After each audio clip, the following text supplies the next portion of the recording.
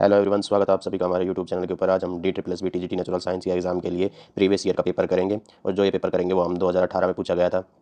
इस वीडियो में हम क्वेश्चन 51 to 100 करेंगे। हमने प्रीवियस वीडियो में किया था 1 to 50 क्वेश्चन हमने कवर किए थे। इस वीडियो का लिंक आपको डिस्क्रिप्शन में मिल जाएगा, जिसमें हमने 1 to 50 क्वेश्चन कवर किए थे 2018 के पेपर के। और हमने 2021 का पेपर भी सोल्व किया हुआ है, जो भी DSSB नेचुरल साइंस का था, उसका भी लिंक आपको डिस्क्रिप्शन में मिल जाएगा। चलो करते हैं वीडियो स्टार्ट क्वेश्चन नंबर 51 से।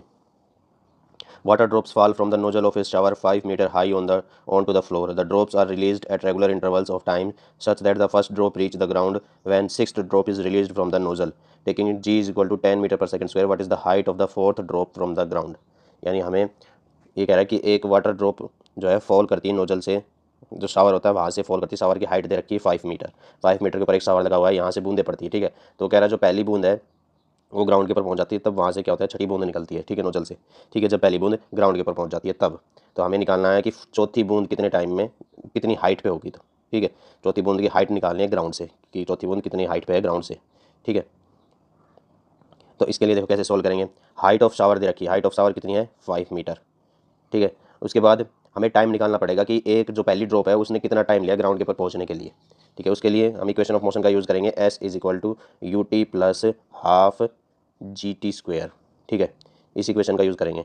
अब इसमें देखो u की वैल्यू क्या आएगी, u की वैल्यू आएगी 0। तो टाइम क्या हो जाएगा, u इंटू टी क्या हो जाएगा 0। तो प्लस हाफ इंटू जी क्या है एक्सेलरेशन ड्यू टू ग्रेविटी, तो इसकी वैल्यू कितनी आएगी 10। ठीक है, इंटू टी स्क्वायर यानी टाइम हमें निकालना है। और एस की वैल्यू कितनी दे रखी है 5 मीटर। हाइट कितनी शावर की 5 मीटर। देखो इसका यहाँ कैंसिल करेंगे, कितना आएगा 5, और ये 5 इधर आएगा तो 5 से 5 कैंसिल, यानी टी स्क्वायर की वैल्यू कितनी आएगी 1 और टी की वैल्यू कितनी आएगी 1 सेकेंड। तो टाइम कितना आ गया हमारा, यानी पहली बूंद ग्राउंड पे पहुंचेगी कितनी देर में, 1 सेकंड में पहुंचेगी। ठीक है, ये आ गया टाइम। अब जो 5 बूंदें वो रेगुलर इंटरवल के ऊपर ड्रॉप करेंगी, तो जो हम पाँचों बूंदों का जो एक एक इंटरवल होगा बीच में, उन पाँचों बूंदों के बीच बीच में जो इंटरवल होगा वो कैसे निकालेंगे, 1/5। 1 सेकंड को 5 से डिवाइड करेंगे, कितना आएगा 0.2 सेकंड। एक बूंद तो पहुंच गई नीचे। ठीक है, बाकी बच गई 5 बूंदें, उनका इंटरवल कितना हर एक का 0.2 सेकंड, यानी एक के बाद एक। यानी अगर मान लो इधर 6 है तो इधर 5 है, इन दोनों के बीच में इंटरवल कितना है 0.2 सेकंड का। अब हमें निकालना है चौथी बूंद की हाइट ग्राउंड से। वो कितनी होगी, चौथी बूंद की हाइट ग्राउंड से होगी 5वीं बूंद माइनस चौथी बूंद का डिस्टेंस जो उसने कवर किया, वो ये उसकी हाइट हो जाएगी ग्राउंड से। ठीक है, अब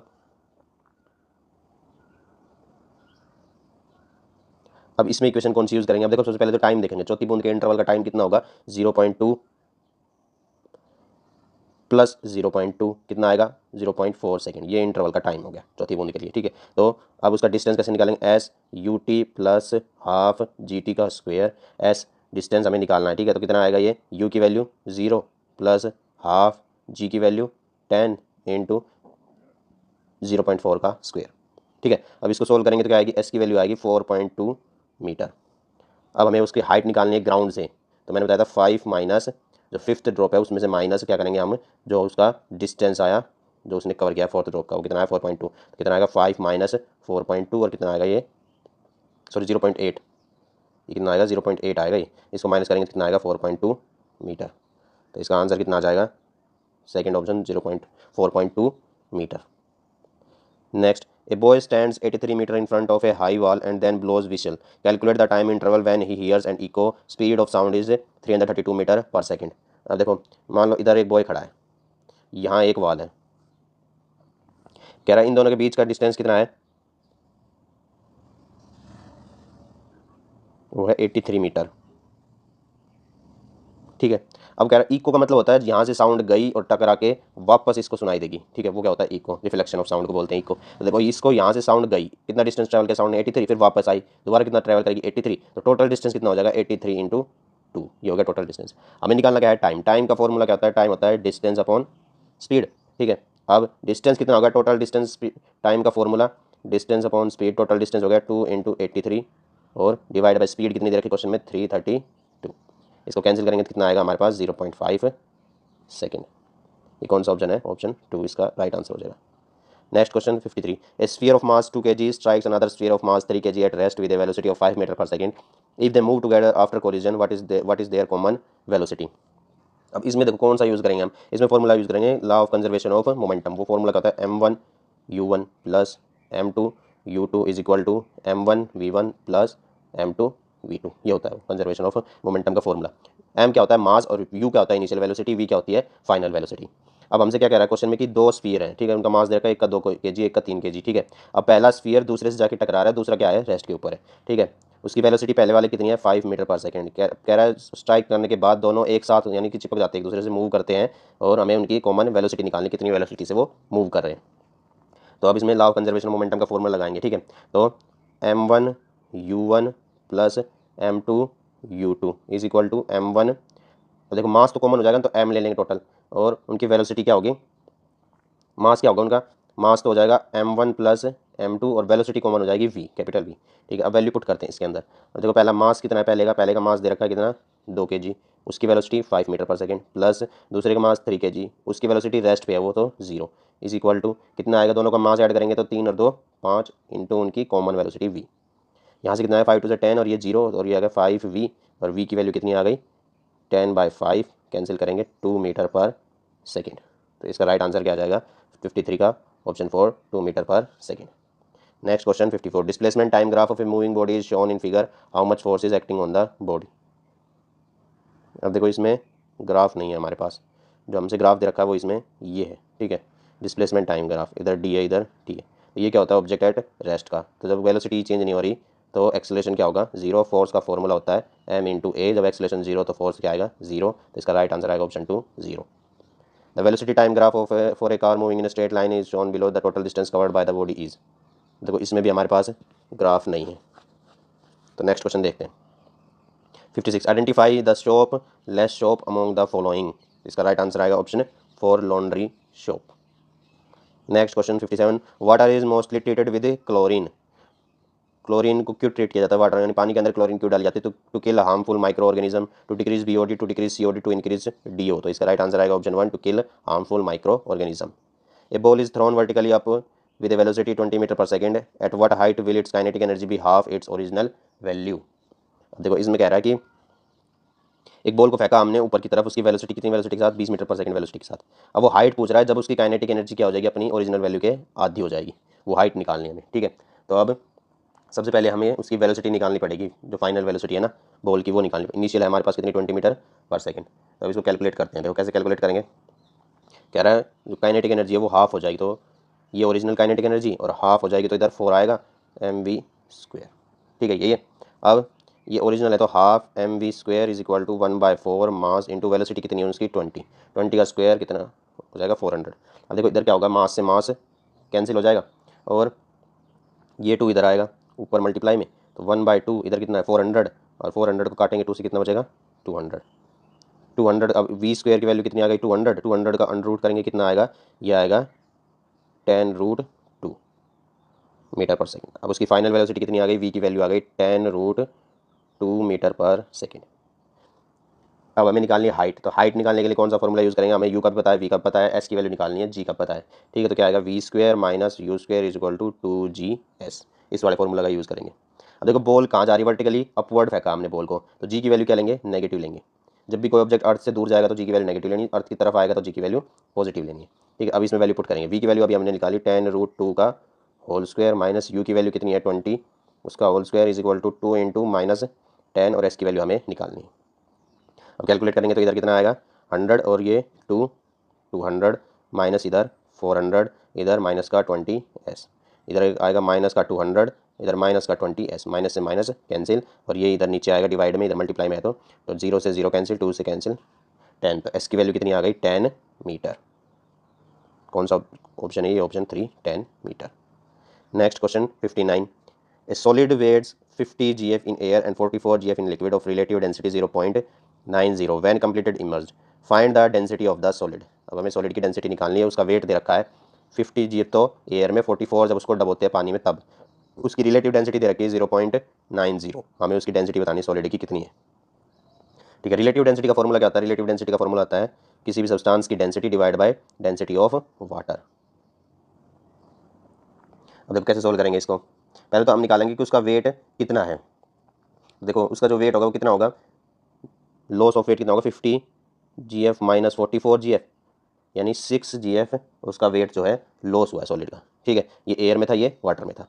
अब इसी को निकालने का एक और तरीका क्या है, कि वेट ऑफ लिक्विड डिस्प्लेस किसके बराबर होता है, volume of liquid displace into relative density of liquid. तो इसकी वॉल्यूम v, रिलेटिव डेंसिटी कितनी 0.90, ये हमें दे रखी है क्वेश्चन में। अब ये किसके बराबर होगा, जो हमने अभी निकाला उसका वेट लॉस 6gf के बराबर। अब यहाँ से उसकी वॉल्यूम आ जाएगी, वॉल्यूम का फॉर्मूला क्या होगा, क्योंकि डेंसिटी क्या होती है, मास पर यूनिट वॉल्यूम। तो देखो इधर वॉल्यूम क्या आएगी उसकी 6 डिवाइड बाय 0.9, और इसको सॉल्व करेंगे तो आएगी 6.66 सेंटीमीटर क्यूब, ये उसकी वॉल्यूम आ गई सॉलिड की। अब हमें निकालनी क्या है, उसकी डेंसिटी निकालनी है। डेंसिटी का फॉर्मूला क्या होता है, डेंसिटी का फॉर्मूला होता है मास पर यूनिट वॉल्यूम। अभी हमने मास बताया उसका कितना है एयर के अंदर 50, और उसकी वॉल्यूम कितनी आई 6.66, इसको सॉल्व करेंगे तो आंसर आएगा 7.5 ग्राम पर सेंटीमीटर क्यूब, ये उसका आंसर हो जाएगा। तो ये कौन सा ऑप्शन है, ये ऑप्शन 2, 7.5 ग्राम पर centimetre cube. Next question 60, A car covers the first half of the distance between two places at a speed of 40 km per hour and second half at 60 km per hour. What is the average speed of the car? अब देखो average speed का वैसे formula क्या होता है, average speed का formula होता है total distance divide by total time, ये होता है एवरेज स्पीड का फॉर्मूला। अब इसको कैसे सोल्व करेंगे, इसको जैसे अर्थमेटिक में सोल्व करते हैं ना, डिस्टेंस अर्थमेटिक में टाइम एंड वर्क का क्वेश्चन सोल्व करके देखा होगा तुमने, उसी फॉर्मूले से सोल्व करते हैं इसको। ये आएगा 40 और इधर 60। अब दोनों का एलसीएम लेते हैं, ठीक है, दोनों का एलसीएम कितना आएगा 120, ठीक है, ये 3 इधर 2। अब ये होता है डिस्टेंस, ये होता है टाइम, जो स्पीड का एलसीएम हम लेते हैं तब, ठीक है। तो डिस्टेंस कितना है 120, अब ये टोटल डिस्टेंस कितना आएगा 2 इंटू 120 डिवाइड बाई टाइम कितना आएगा 5, और इसको सोल्व करेंगे तो हमारे पास आंसर कितना आ जाएगा 48 किलोमीटर पर आवर, ये उसकी आगे एवरेज स्पीड। ये ट्रिक है सोल्व करने के लिए, एवरेज स्पीड निकालने के लिए, जब हमें क्या हो, जब हमें डिस्टेंस भी ना दे रखा हो और टाइम भी ना दे रखा हो। तो इसका राइट आंसर आएगा option 2, 48 kilometre per hour. Next question 61, a near sighted person can not clearly see beyond 200 centimetre, find the power of the lens needed to see object at large distances. अब देखो power का formula क्या होता है, P is equal to 1/f, यानी हमें क्या निकालनी पड़ेगी, सबसे पहले फोकल लेंथ निकालनी पड़ेगी, ठीक है। अब इसमें है क्या लेंस, तो लेंस फॉर्मूला क्या होता है 1/v minus 1/u is equal to 1/f, यहाँ से क्या आएगी हमारी फोकल लेंथ। अब हमें v और u की वैल्यू क्वेश्चन में दे रखी है, देखो u की वैल्यू तो क्या आएगी इन्फिनिटी, और v की वैल्यू कितनी आएगी 200 सेंटीमीटर, इसको मीटर में कन्वर्ट करेंगे तो 100 से डिवाइड करेंगे, 2 0 कैंसिल, कितना आ जाएगा 2 मीटर, यानी v की वैल्यू पता है हमें और u की वैल्यू पता है। अब हमें पता है नियर साइटेडनेस, ये क्या होगी, नियर साइटेडनेस का मतलब है उसे नज़दीक का दिखाई देता है लेकिन दूर का दिखाई नहीं देता, उसे हम बोलते हैं मायोपिया, ठीक है। और मायोपिया को ठीक करने के लिए कौन सा लेंस का यूज़ होता है, कनकेव लेंस का, यानी कौन सा लेंस है कनकेव लेंस है। इसका मतलब कनकेव लेंस के अंदर क्या होता है, हमारा जो इमेज डिस्टेंस v की वैल्यू क्या होती है नेगेटिव होती है, तो इसके अंदर हम v की वैल्यू नेगेटिव लेंगे, लगाएंगे lens formula 1/v minus 1/u is equal to 1/f, ठीक है। v की वैल्यू नेगेटिव लेनी तो 1 माइनस का 2, ये 1/इन्फिनिटी 1/f, ये हो गया 0, इसकी वैल्यू कितनी आएगी f की वैल्यू आएगी माइनस का 2 मीटर, ठीक है। अब पावर निकालनी है, पावर का formula P is equal to 1/f, तो 1 माइनस का 2, और इसको सॉल्व करेंगे माइनस 0.5 डायोप्टर, ये आ गई हमारी पावर। अब देखो पावर नेगेटिव आ रही है, इसका मतलब कौन सा लेंस है, कनकेव लेंस है, ये हमें पहले पता था कौन सा लेंस आना चाहिए, कनकेव लेंस, इसका मतलब हमारा आंसर राइट है। इसका राइट आंसर आएगा option 2 minus 0.5 dioptre. Next question 62, find the effective resistance between A and be in the given figure. हमें इसमें इक्विवेलेंट रेजिस्टेंस निकालना है, ठीक है, कितना आएगा टोटल सर्किट का। देखो ये तीनों किसमें है, पैरेलल में, तो पैरेलल का सोल्व करने के लिए 1/RP फॉर्मूला क्या होगा 1/4 प्लस 1/6 प्लस 1/12, ठीक है। एलसीएम कितना आएगा इसका 12, इधर आएगा 3 प्लस 2 प्लस 1, कितना आएगा 6/12, और इसको सोल्व करेंगे तो आएगा 1/2, फिर इसका रेसिप्रोकल करेंगे कितना आएगा 2 ओम, यानी इधर क्या आएगा इसका पूरे का इक्विवेलेंट आएगा 2 ओम, ठीक है। अब ये 2 ओम और 20 ओम किस में हो जाएगा पैरेलल में, दोबारा सोल्व करेंगे पैरेलल में 1/20/1/2, एलसीएम आएगा 20, इधर आएगा 1 प्लस 10 यानी 11/20, इसका रेसिप्रोकल करेंगे 20/11, ठीक है। ये आ गया हमारा इक्विवेलेंट रेजिस्टेंस, टोटल पूरे का कितना आया 20/11 ओम। अब ये तीनों किस में हो जाएंगे सीरीज़ में, सीरीज़ के लिए क्या करते हैं सबको सिंपली ऐड करते हैं, 3 प्लस 20/11 प्लस 5, और एलसीएम आ जाएगा 11, ऊपर आएगा 33 प्लस 20 प्लस 55, और ये आ जाएगा कितना 108 डिवाइड बाई 11, और इसको सोल्व करेंगे तो आएगा हमारे पास 9.82 ओम, और ये ऑप्शन 1, ये हमारा आंसर हो जाएगा। Next question 63, in figure the current passing through the 6 ohm resistors is, यानी हमें 6 ओम रजिस्टर से कितना करंट पास कर रहा है उसकी वैल्यू निकालनी है आई की, ठीक है। आई का फॉर्मूला ओम्स लॉ के according V is equal to I R, I का फॉर्मूला आएगा V/R, यानी सबसे पहले हमें पोटेंशियल निकालना पड़ेगा V की वैल्यू, ठीक है।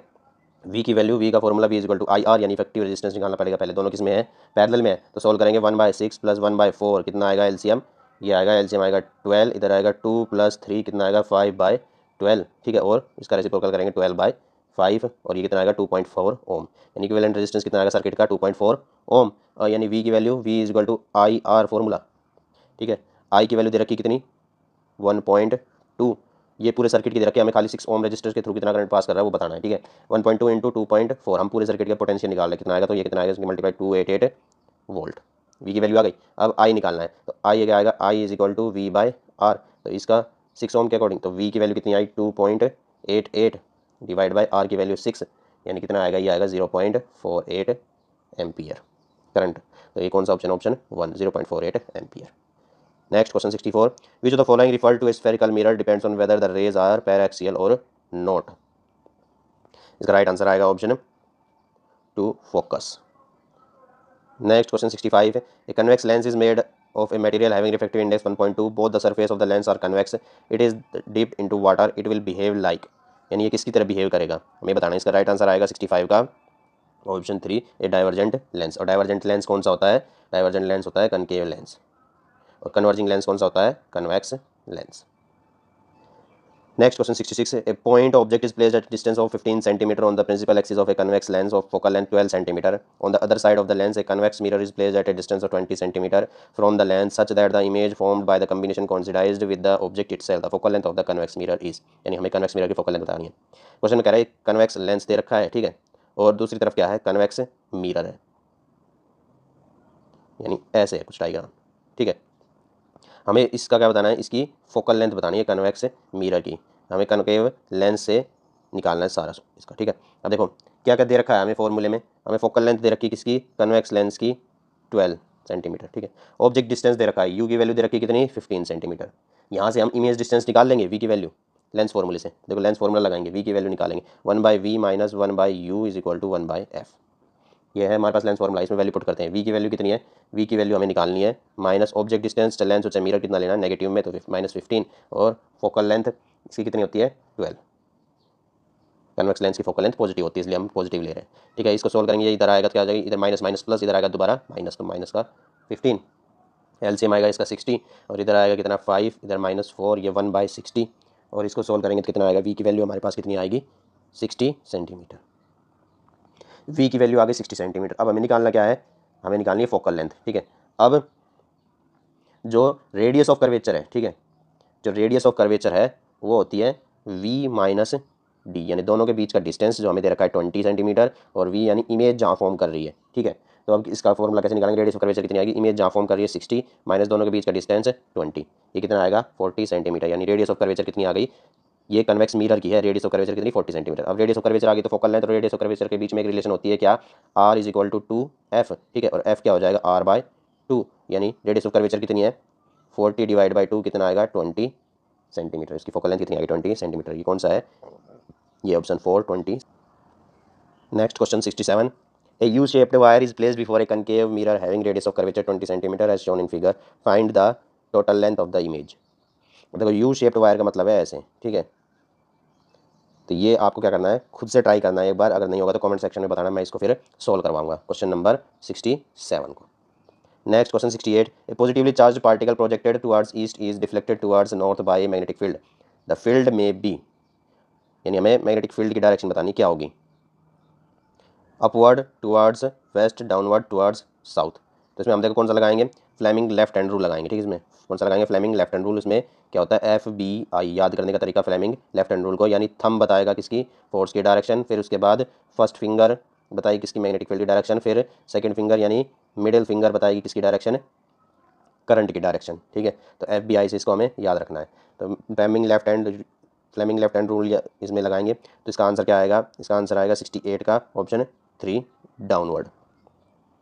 इन पॉजिटिवली चार्ज पार्टिकल किसकी डायरेक्शन दे रखी है, ईस्ट, करंट की डायरेक्शन, मैग्नेटिक फील्ड की डायरेक्शन दे रखी है क्या नॉर्थ, फोर्स की डायरेक्शन दे रखी है नॉर्थ, तो हमें बतानी है किसकी मैग्नेटिक फील्ड की डायरेक्शन बतानी है क्या आएगी downward. Next question 69, what is the speed of light in diamond of refractive index 2.4 if the velocity of light in air is 3 × 10⁻8 metre per second. अब देखो इसको कैसे सोल्व करेंगे, हमें निकालनी है यू की वैल्यू, रिफ्रैक्टिव इंडेक्स का फॉर्मूला होता है c/v, सी क्या होता है स्पीड ऑफ लाइट जिसकी वैल्यू कितनी दे रखी है 3 × 10⁸, ठीक है। हमें v की वैल्यू निकालनी है, u की वैल्यू कितनी दे रखी है 2.4, तो v की वैल्यू कितनी आ जाएगी, ये आएगी 3 × 10⁸ डिवाइड बाई 2.4, इसको कैलकुलेट करेंगे तो कितना आएगा 1.25 × 10⁻⁴ 8 मीटर पर सेकेंड। ये हमारा आंसर हो जाएगा। ये कौन सा ऑप्शन है? Option 3 1.25 × 10⁸ metre per second. Next question 70. A ray of light is moving from air into medium. If the angle of incidence in air is 45 degree and the angle of reflection is 30 degree, then find the refractive index of the medium. देखो इसमें formula U is equal to Snell's law जिसको हम बोलते हैं sine i by sine r. ठीक है, sine i यानी कितनी है इंसिडेंस की? Sine 45 divide by sine 30। Sine 45 की वैल्यू 1/√2 और नीचे साइन 30 1/2, ये 2 ऊपर जाएगा, डिवाइड बाय √2। रैशनलाइज करेंगे इसको, √2 × √2। ठीक है, ये 2 बन जाएगा नीचे और 2 से 2 कैंसिल हो जाएगा। आंसर कितना आएगा? √2। इसका राइट आंसर क्या आएगा? Option 1/√2। Next question 71. Self evaluation in air education refers to which of the following? तो 71 का राइट आंसर है option 3, teacher reflecting on his her competency of art evolution. Next question 72. Babri Masjid incident is a classic example of which of the following? तो इसका right answer आएगा option 4, communalism. Next, human language unlike that of animal is organise in 2 layers and this technical called, choose the right option. तो इसका right answer आएगा option 1, double articulation. Next question 74. Identify the symbol that is not part of the mathematical language. सबको पता है ये symbol नहीं है, इसका राइट आंसर ये नॉट इक्वल टू, ये डिवाइड का सिंबल है, ये ग्रेटर देन और equal to. 75. What is the significant and key factor in the ecosystem? तो इसका राइट आंसर आएगा option 1, energy flow. Next 76. Readers look at the organization of the text and ideas without relating it to their prior knowledge or experience. Which of the reading model does this define? इसका right answer है option 4, bottom up. Next question 77. When students with special education needs are made to fit into the pre-existing school structure is called, choose the right answer from the option below. तो इसका right answer है option 2, integrated education. Next 78. The process of augmenting the same type of skill from that were to being with it is called, choose the correct response from the option below. तो इसका right answer है option 4, continuous learning. Next 79. Learning is a complex process that leads to what type of growth in individuals? इसका right answer है option 4, mental.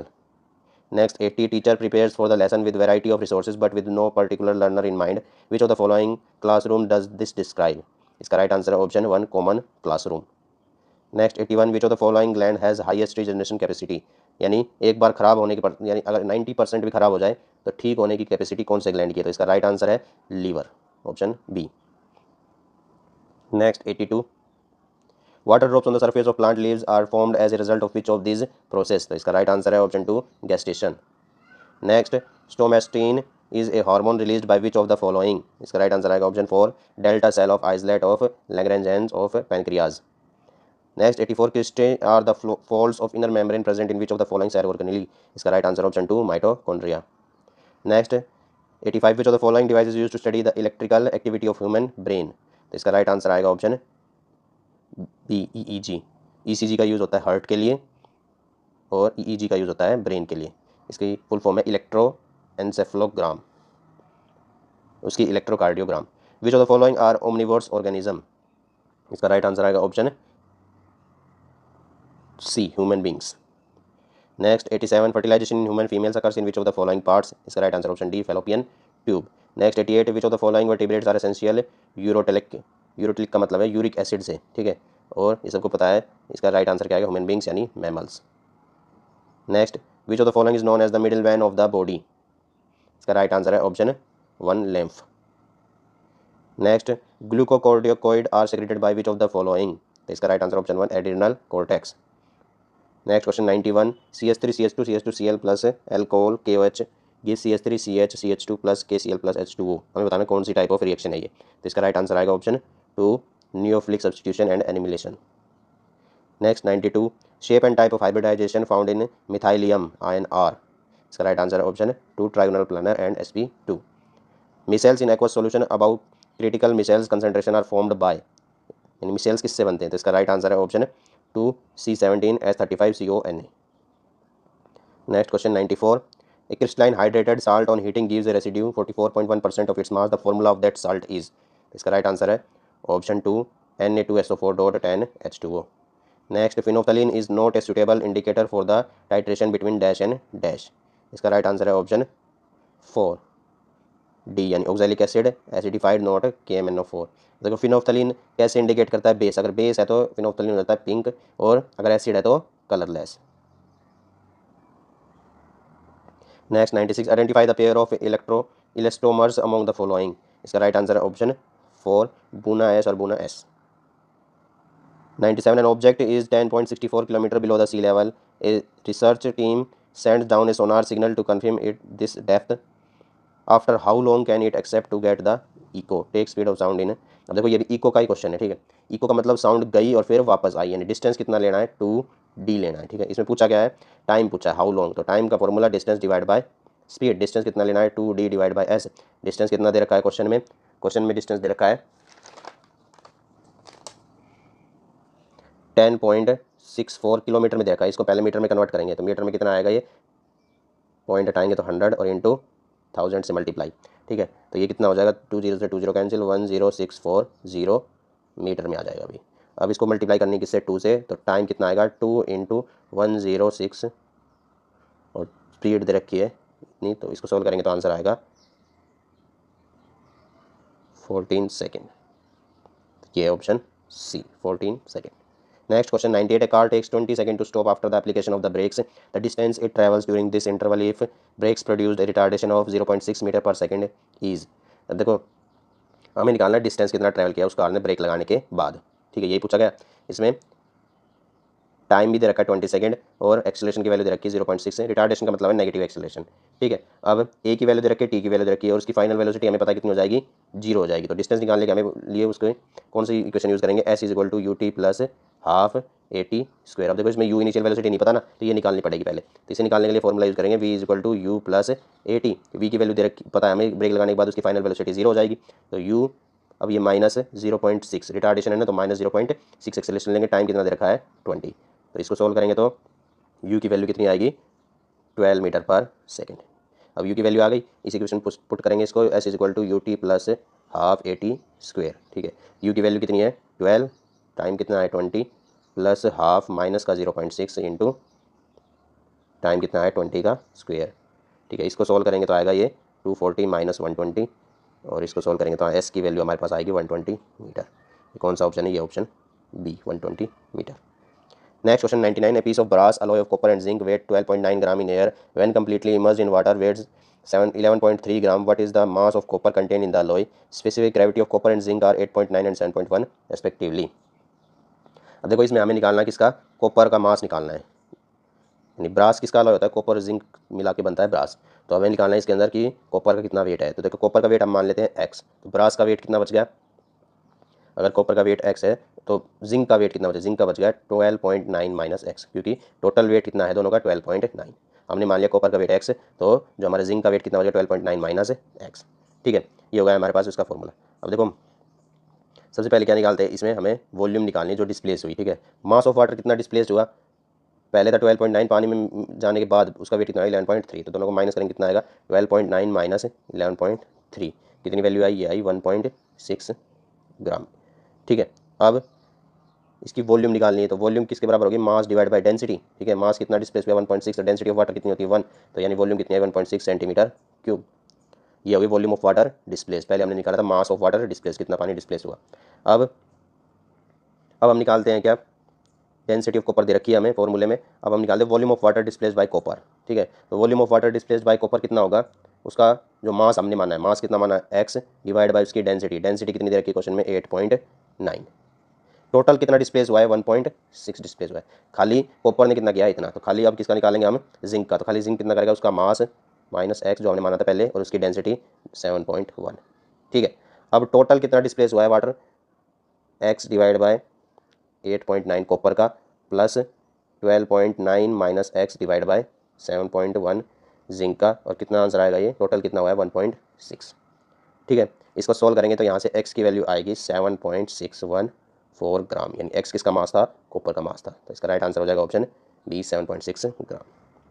Next question 100, the work done by a person carrying a box of mass 15 kg through a vertical height of 5 metre is 5000 joule. The mass of the person is, हमें mass of the person निकालना है, ठीक है। यानी work done का formula mgh, height की बात हो रही है ना तो पोटेंशियल एनर्जी, स्पीड की बात होती तो kinetic energy half mv square. अब देखो मास कितना लेना है, टोटल मास यानी 15, तो उसका बॉक्स का और प्लस x उस आदमी का मास इंटू जी की वैल्यू 10, हाइट कितनी 5 और वर्क डन कितनी वैल्यू दे रखी है 5000 जूल, ठीक है। तो इसको सोल्व करेंगे, यहाँ से ये दोनों मल्टीप्लाई में इधर आएंगे तो डिवाइड में, तो 5000 नीचे 10 इंटू 5 ऊपर 15 प्लस एक्स, ठीक है। इसको सोल्व करेंगे तो ये कितना हो जाएगा इधर 100, ठीक है। और 100 माइनस 15, एक्स की वैल्यू क्या आएगी 100 माइनस 15, ये कितना होगा 85 kg। तो इसका राइट आंसर क्या हो जाएगा ऑप्शन डी 85 kg। तो ये था हमारे क्वेश्चन 51 टू 100, यानी ये हमारे 2018 का पेपर था प्रीवियस ईयर का, जो DSSB के एग्जाम में पूछा गया है नेचुरल साइंस के लिए TGT। तो जो हमारा जो पहले जो पार्ट है इसका, इसी क्वेश्चन पेपर का पहला पार्ट है जिसमें हमने क्वेश्चन 1 to 50 किए, वो आपको डिस्क्रिप्शन में मिल जाएगा। और 2021 का जो पेपर है जो हमने सोल्व कर रखा है, जो DSSB TGT नेचुरल साइंस के एग्जाम के लिए पूछा गया था, वो भी हमने सोल्व कर रखा है, उसका भी लिंक आपको डिस्क्रिप्शन में मिल जाएगा। Thank you for watching the video.